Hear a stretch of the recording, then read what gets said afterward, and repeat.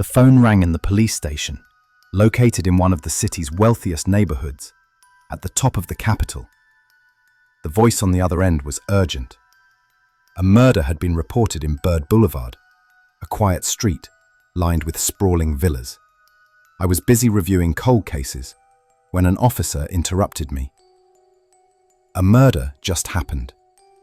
The victim is a 60-year-old man living in one of the rich neighborhoods north of the city. I quickly grabbed the address and headed to the scene with the identity team. The neighborhood was eerily quiet. All the houses were luxurious villas, their gates firmly shut.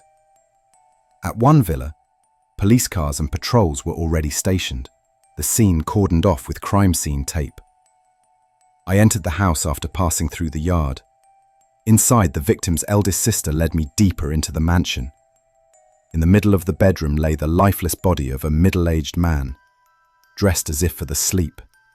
The sheriff approached me and said, "About a few hours ago, the victim's sister noticed her brother doesn't answer the phone. She tried calling his phone repeatedly, but there was no answer, so she came home and found his body." The way the body was positioned suggested that the killer, or killers, were familiar with the house, or had entered discreetly, leaving no signs of forced entry. The sheriff's investigation and the family's testimony revealed no theft. Ahmad's body lay in the center of the room, a rope tightly tied around his neck with strong knots. The forensic examiner concluded that Ahmad had died from asphyxiation roughly 10 hours before. Ahmad's sister, who had reported the crime, told me, "My brother had been separated from his wife for several years, but lived in this house with his children. Last night, his children went to their mother's home and haven't returned since. I don't know what happened, but I want whoever did this to be found and punished." We left the victim's home around 5 p.m. and returned to the station the next morning. I summoned Ahmad's ex-wife and his children, the girl and the boy, for questioning. All of them denied knowing anything or suspecting anyone. There was no evidence against them, so after interrogation and recording their statements, they were released in coordination with the investigator. Still, their behavior seemed suspicious. I had a feeling they were hiding something. A week passed since the murder, and there were no new clues. In my report to the lead investigator, I wrote, "My only suspect is Maya, Ahmad's ex-wife. I believe she is hiding something, and if allowed to detain and interrogate her for 72 hours, I am confident the truth will come out." With approval granted, Maya was arrested and brought in for questioning. A search of her recent calls and messages led us to several unfamiliar numbers, strangers she had been in contact with in the days before the murder. On the second day of detention, Maya finally broke down and confessed. "We were married for several years," she said quietly. "There was an age gap of over 25 years between Ahmad and me, and we never connected emotionally. Our marriage was empty. Ahmad divorced me and sent me to my father's house, accusing me of associating with strange men. When I tried to gain custody of my children, Ahmad claimed I was unfit and unfaithful. Because he had the financial means, the court gave him custody. I wanted my children, especially my daughter, but Ahmad wouldn't allow it. I talked to my father about it, and he introduced me to his friend David, a lawyer.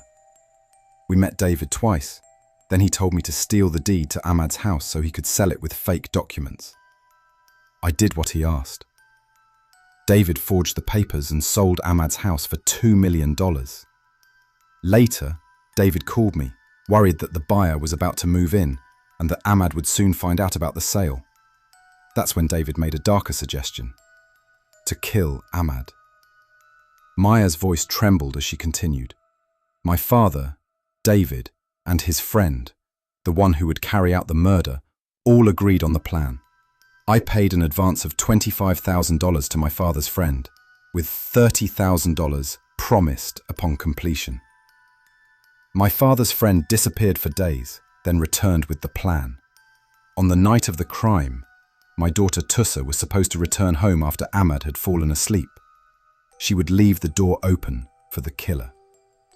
Tussa was to lead him to Ahmad's bedroom, then leave quietly. My father's friend told me he won't kill Ahmad until Tussa leave the house. Arrest warrants were issued for Maya's father, David the lawyer, the hired killer, and Tussa. All were arrested simultaneously in different parts of the city. Tussa, the 13-year-old daughter, denied any involvement.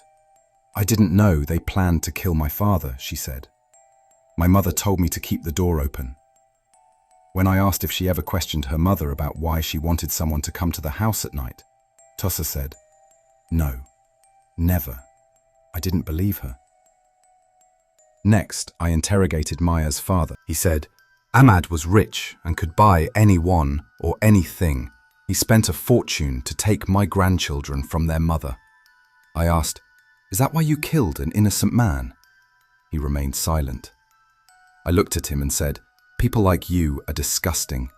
The lawyer was next. Before I could question him, he said, "I strongly deny any involvement." "But you forged fake documents and sold the victim's house," I said.